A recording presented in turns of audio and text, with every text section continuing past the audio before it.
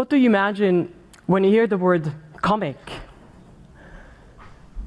You might think of characters like Spider-Man, or Asterix, or like I would, Naruto.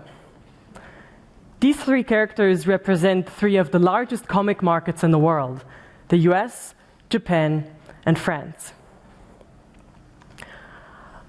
But let me show you some numbers, some developments in the largest comic market in the West, North America. This graph here shows you North American comic sales from 2017 to 2021. You see that the sales have been rising steadily and that they have had a very good year in 2021. North American comic sales have risen from $1 billion in 2017 to $2 billion last year. But this graph shows us more. This graph also shows us how people in North America buy comics. The two most popular ways to buy comics are regular bookshops and comic shops. Then, with a large gap in sales, we see digital download and other channels, like crowdfunding, for example. It seems that people in North America just don't enjoy digital comics as much. But these numbers are misleading.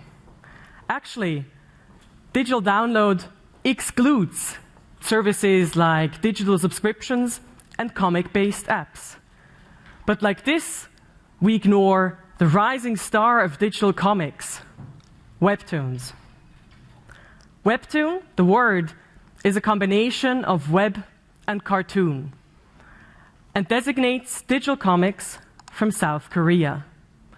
These comics always come in color, and they're optimized for mobile screens, meaning that you can comfortably scroll down chapters with your thumb, like this. In the early 2000s, two large South Korean web portals launched digital comic reading services to bring new users to their portals. This strategy proved successful, and in the process, Webtoons became more popular as well. Since the 2010s, then, South Korean web platforms have been increasing and have been expanding into the world. And now, platforms like Webtoon and Lejin are providing the world with Webtoons. At the same time, we have local services emerging. But South Korean companies are never far in these endeavors.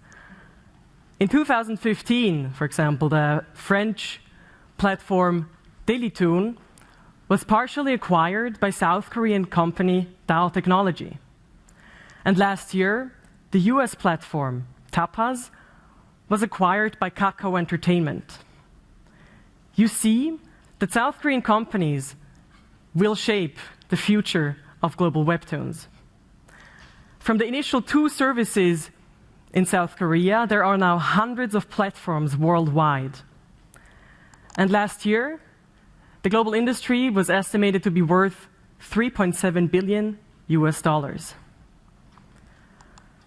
But what made Webtoons so successful? I want to use Webtoon, the platform, as an example. This platform successfully used the name of the medium as their brand.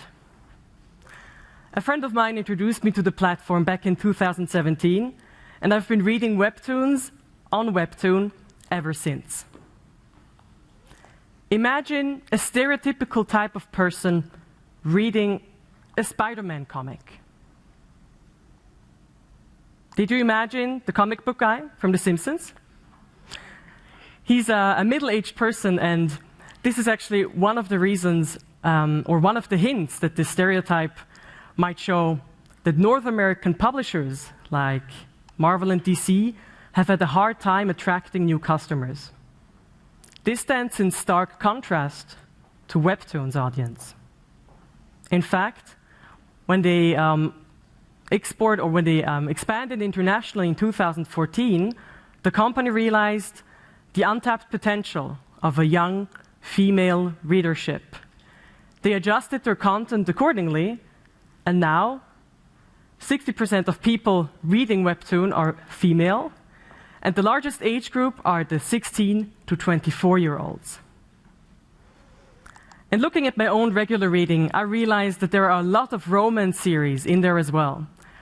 One of my favorites is Lore Olympus, a modern retelling of the Greek myth of Persephone. Another one is True Beauty, where the main character finds inner strength and inner beauty.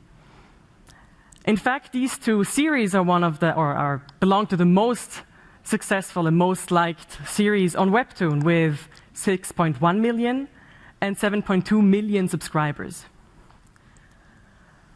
But another reason for the success of Webtoon is actually the Korean wave. If you know the movie Parasite, or have heard about the super successful boy band BTS, you already know about the increasing popularity of South Korean pop culture abroad. And Webtoon actively participates. Take these two Webtoons, for example, Save Me and Seven Fates Chaco. They're based on BTS. Webtoon takes already popular icons into a new format.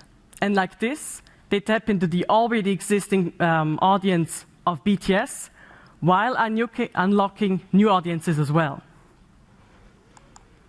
In terms of size, the South Korean comic market has long joined the other nations.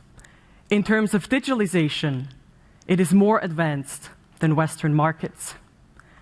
Digital comic distribution makes up only 15% in the North American market, but it actually makes up 60% in South Korea. Webtoons captivate and continue to captivate young readers all around the world. That's why the predictions for this industry look promising as well. The global Webtoons market is expected to grow sevenfold by 2028. And this growth will mostly be led by South Korean companies. While Western publishers will remain, or might remain, remain reluctant to fully embrace the possibilities of digitalizations. Now, in a time of rapidly developing technologies and shifting demographics, the West cannot rely on what used to work. We need to unlock new audiences and explore alternative business models to prepare for a young and female, digital, Asian future. And if you need a recommendation for a Webtoon, please do come find me in a break. Thank you very much.